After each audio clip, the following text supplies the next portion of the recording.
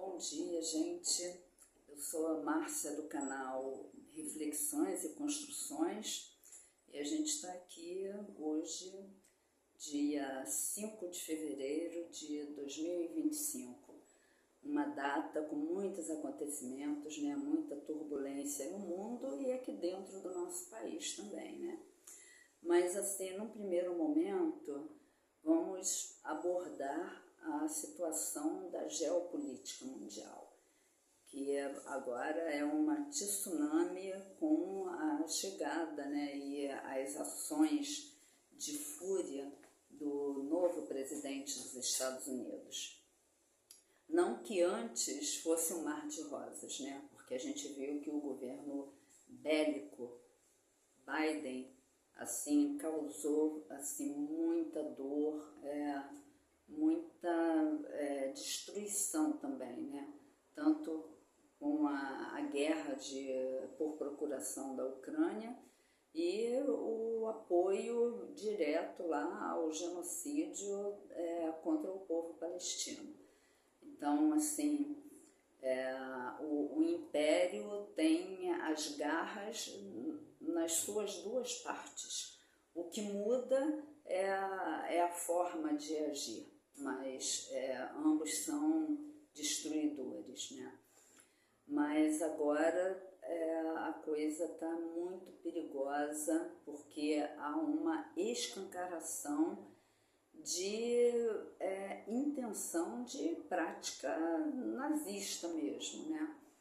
Então as ameaças são claras, perigosas e os Estados Unidos têm muito poder, muito poder.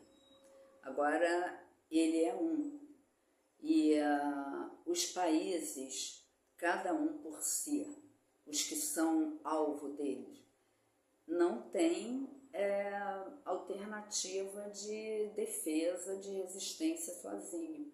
Então é muito importante formar uma unidade. Aqui a América Latina, ela é a intenção de ser mesmo o quintal dos Estados Unidos. Então a gente precisa de unidade para defender a soberania de cada um. Agora é preciso realmente não só dar as mãos, mas dar os braços, né? E a gente tem a América Latina um pouco heterogênea, porque assim, a gente tem Argentina, Equador, El Salvador e Paraguai, assim com governos de extrema direita e alinhados com essa política de dominação dos Estados Unidos, né? Mas tem muitos outros países que a gente pode formar uma força grande.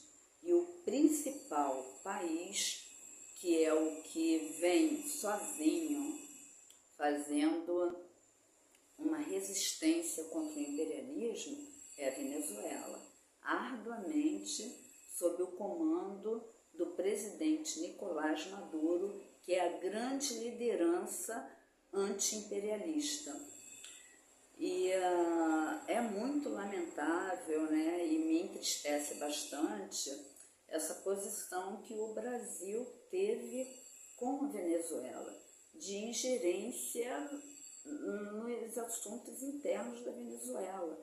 Assim, não faz nenhum sentido. Fugiu a prática diplomática que o Brasil sempre teve em respeitar a autodeterminação dos povos, a não ingerência em outros países, e de repente com a Venezuela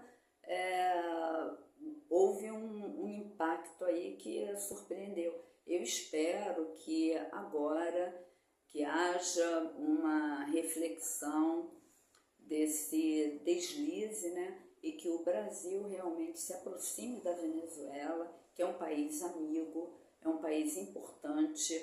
A gente tem um exemplo de solidariedade, de humanismo do presidente Nicolás Maduro, que foi quando ele socorreu o povo que estava morrendo asfixiado por falta de oxigênio no hospital lá em Manaus, né, por conta da pandemia da Covid. Enquanto aqui o presidente debochava das pessoas, sofrimento sem ar, né, o Nicolás Maduro foi quem socorreu, apesar das hostilidades contra ele naquele momento. Então, eu acho que o Brasil, na verdade, tem uma dívida de gratidão com a Venezuela e, assim, esse deslize dessa ingerência que teve por conta das eleições, da reeleição do presidente Nicolás Maduro, eu acho que até deve um pedido de desculpas. Mas mesmo que não aconteça, eu acho que, de repente, zerar tudo e ter uma aproximação de amizade, de respeito e formar um bloco de resistência, de ajuda mútua e aí agregar todos os outros países, né, que são ameaças pelos Estados Unidos. Então, Honduras, Colômbia, México, todos os países, Cuba, são vários, né? Mas formaram uma frente ali de ajuda mútua e de resistência, né? Contra essa agressão que está vindo por aí.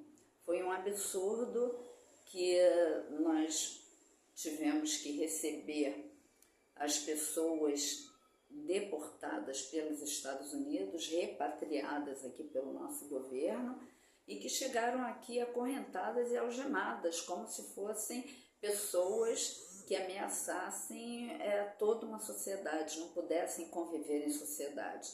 Então, absurdo que esse tipo de coisa aconteça.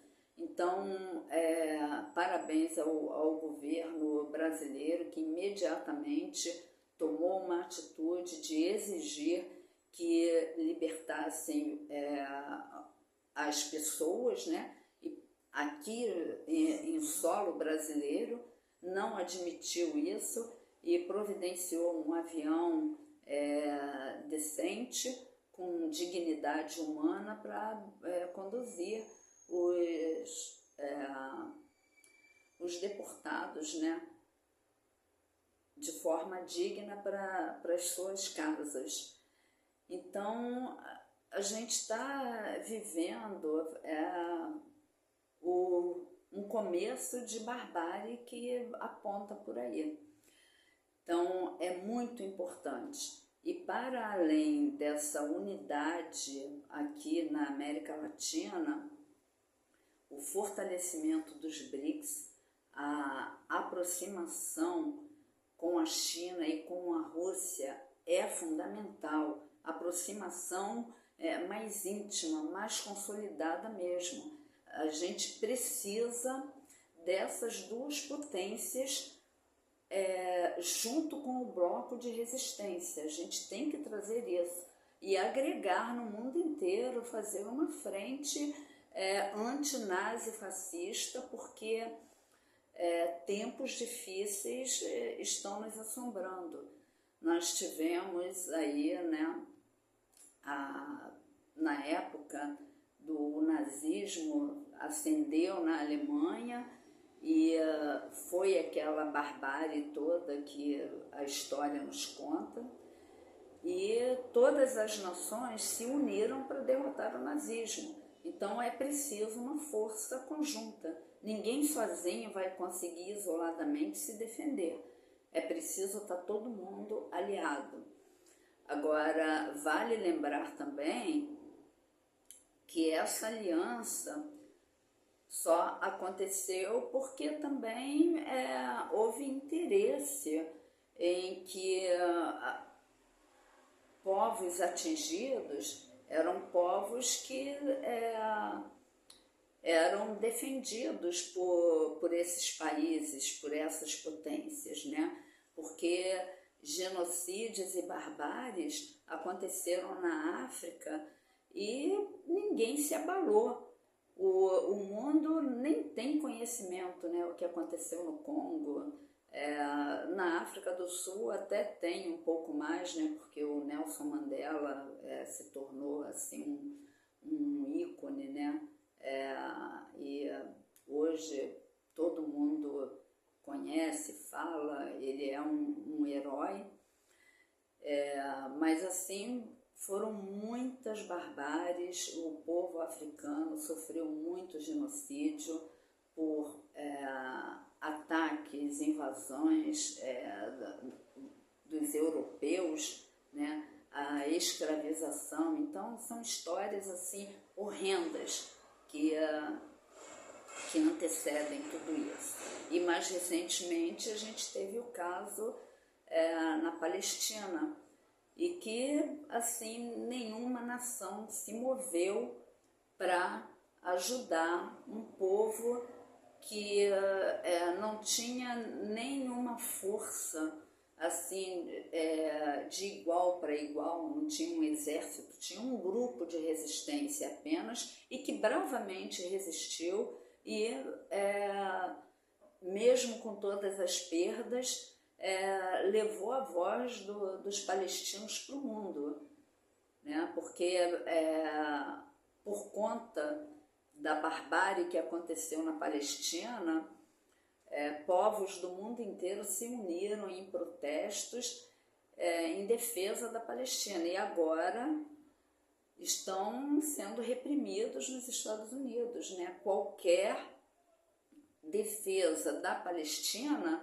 nos Estados Unidos agora passou a ser crime. Esse é o país da liberdade, é o país do sonho, né? Então é muito importante essa consciência, porque a situação está bem dramática para o mundo inteiro agora, né? E aqui, agora a gente vai entrar numa questão mais nacional mesmo. É lamentável que aqui tenhamos parlamentares que declaradamente defendem as políticas dos Estados Unidos em detrimento do próprio país, né? Então, muitos foram lá para a posse do tal, apesar de serem tratados com indiferença, eles ficam lá babando, né?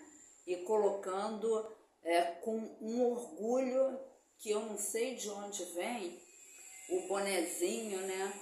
América grande outra vez, América para os americanos. Isso se traduz, América grande outra vez, significa os Estados Unidos grandes outra vez. Significa dominação total de todo o continente americano, né? A América para os americanos. Americanos somos todos nós, mas de forma pejorativa, os Estados Unidos se denominam americanos, né? E todo o restante daqui do sul, né, abaixo dos Estados Unidos, são latinos americanos. Ele colocou essa diferença toda já para separar povos, né, para assim delimitar mesmo um racismo contra os povos que não são os povos lá colonizadores dos Estados Unidos, né? Então, eu não sei de onde vem esse orgulho. E os parlamentares colocaram tudo isso aqui, propagaram um grande dia, né? Enaltecendo a posse do Donald Trump e a supervalorização dos Estados Unidos, como se os Estados Unidos fosse a pátria deles. O que eles desejam, eu acho que é que seja né, que a América seja toda dos Estados Unidos e eles estejam ali dentro, mas vão ser tratados como todos os latinos que aqui estão espalhados em toda a América do Sul, né? Do México até lá a Patagônia, todos são latinos e todos são, como eles estão dizendo lá nos Estados Unidos, sacos de lixo. É assim que eles tratam os povos latinos. E os latinos aqui aplaudindo isso. Então, por conta disso, eu achei muito interessante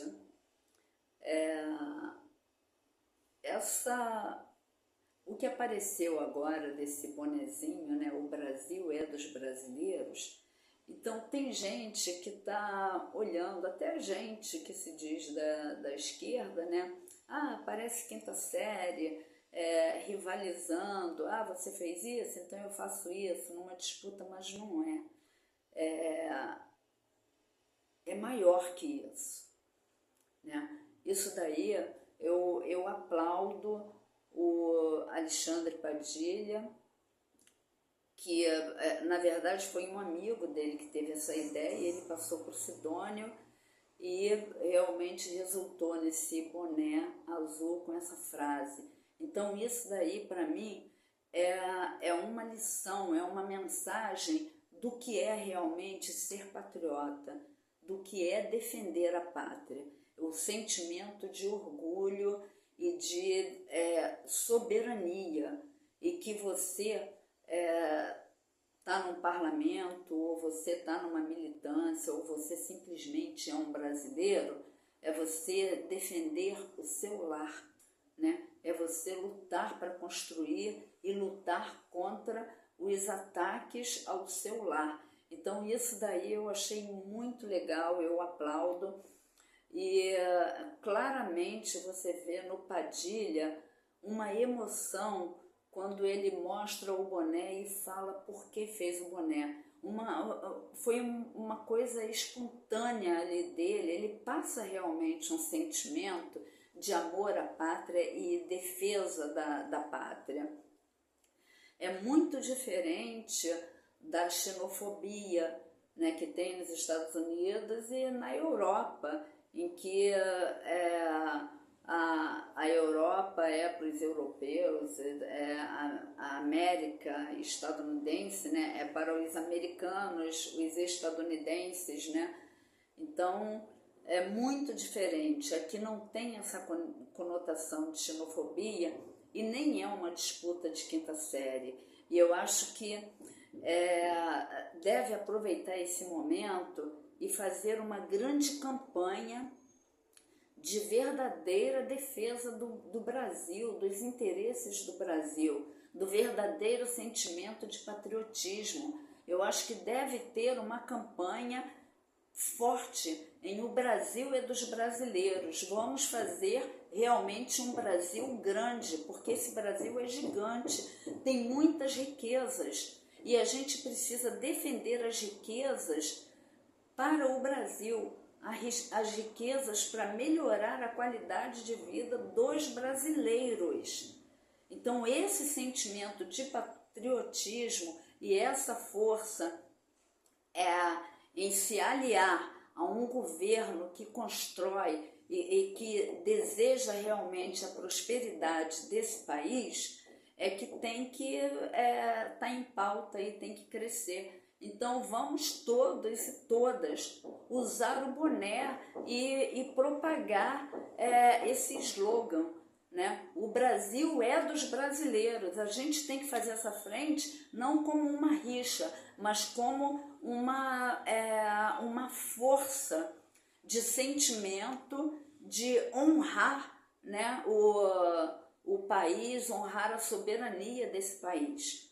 E todas as lutas em defesa do povo, em defesa das riquezas para o povo, para o Brasil, para a prosperidade, para o desenvolvimento econômico, social, Então, o crescimento social, o crescimento do povo é o crescimento da nação, é transformar realmente a nação numa potência, povo forte, povo com qualidade de vida, povo com consciência de classe, é fundamental para manter a estabilidade e manter uma força de defesa.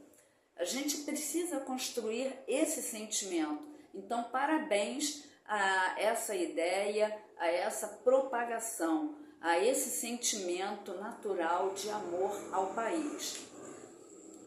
E, por último, quero também parabenizar a atuação da nova liderança do governo na Câmara, pelo deputado federal Lindbergh Farias, que fez uma defesa assim espetacular, não uma defesa porque ele é liderança do governo, não porque ele é de um partido e ele quer colocar os interesses do partido, não, uma liderança real, de defesa desse país, de defesa desse povo.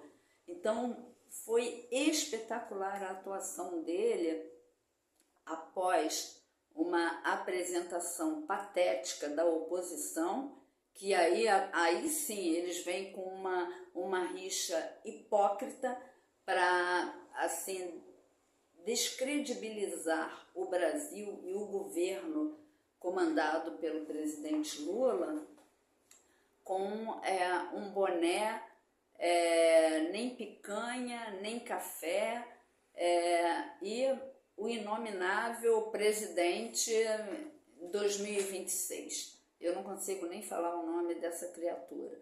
Então, patético, porque eles estão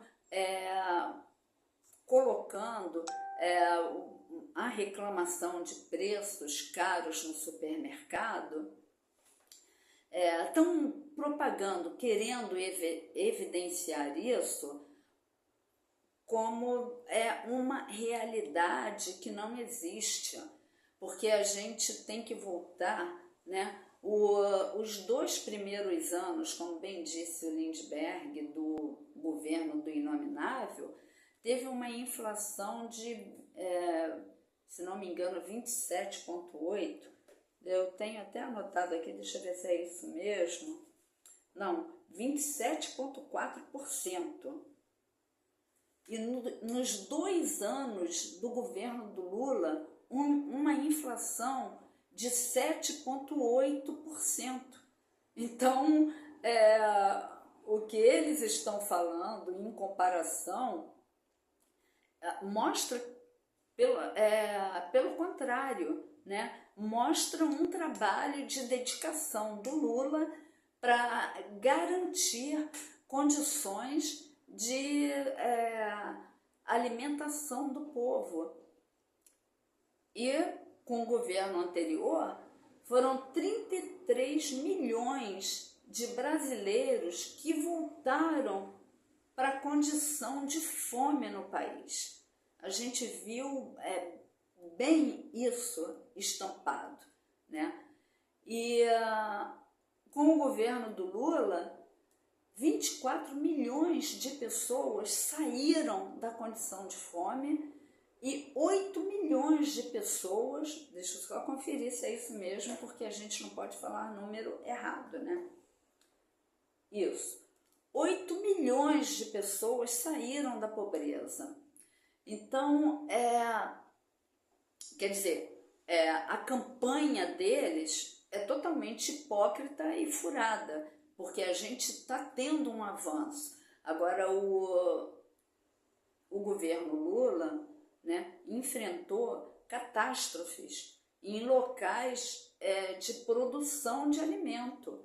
A enchente no Rio Grande do Sul, que tomou todo o estado, né, que foi o horror que todo mundo acompanhou em tempo real, e o Rio Grande do Sul é o maior produtor de arroz.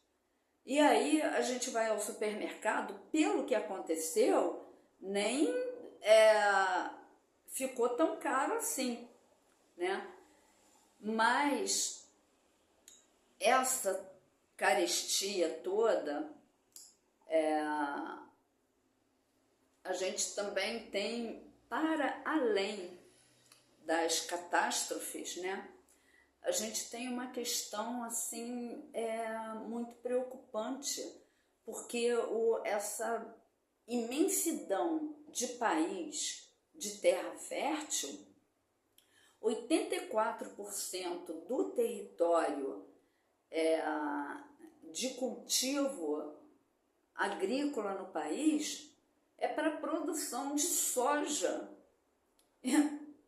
e a exportação, que enriquece só o agronegócio, que não tem nada de pop, como na campanha do governo anterior, né? Uma grande campanha, o agro é pop, aí todo mundo elogiando, defendendo o agronegócio, como se o agronegócio fosse o responsável pela melancia que está na mesa, pelo arroz, pelo feijão, pela farinha, pela alface, pelo aipim. Não é. 84% do território de cultivo do agro é produção de soja.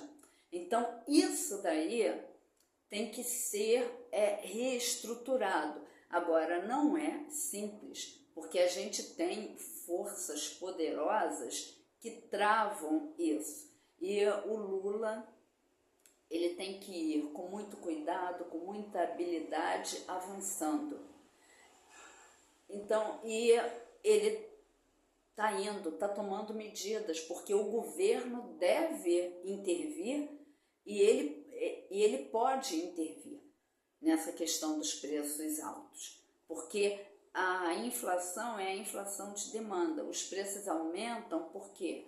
Porque a produção está menor do que a procura, mas a demanda é uma demanda necessária, porque o povo ele tem que comer. Então é obrigação do governo garantir o abastecimento para a população. Isso é a condição básica de vida, né? Então o governo já tomou medida em que vai aumentar a produção de arroz em 15% e vai aumentar a produção de feijão em 5%. Então já está já trabalhando, negociando, porque não é só ele não pode chegar a dar uma canetada, precisa de uma grande articulação para construir isso.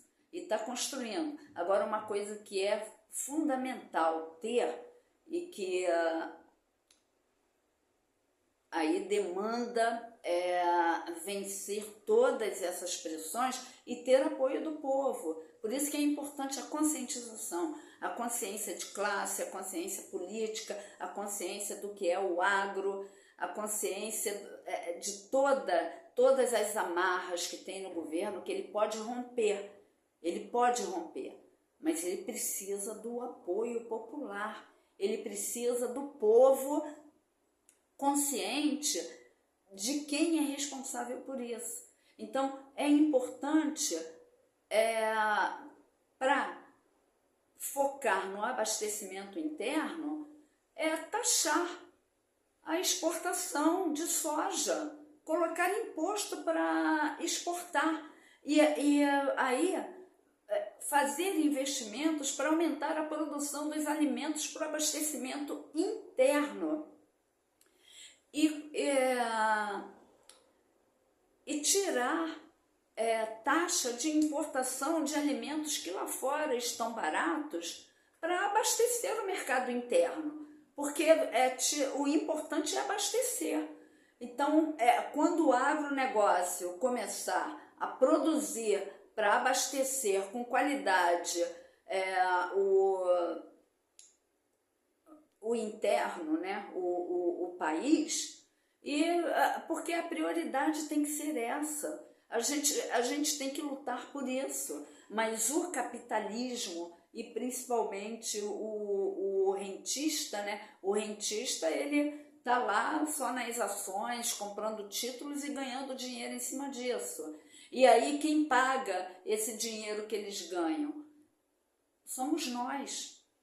É o dinheiro público, é dinheiro do orçamento do governo que paga os juros para os já bilionários. Então, a gente tem que ter pressão para a queda dos juros, pressão para voltar a produção de alimentos para o mercado interno, né, para abastecer o mercado interno e a gente exportar com qualidade, sim, mas o que for excedente, entendeu? Tem que ter um equilíbrio, porque aqui toda a produção de qualidade é para exportação.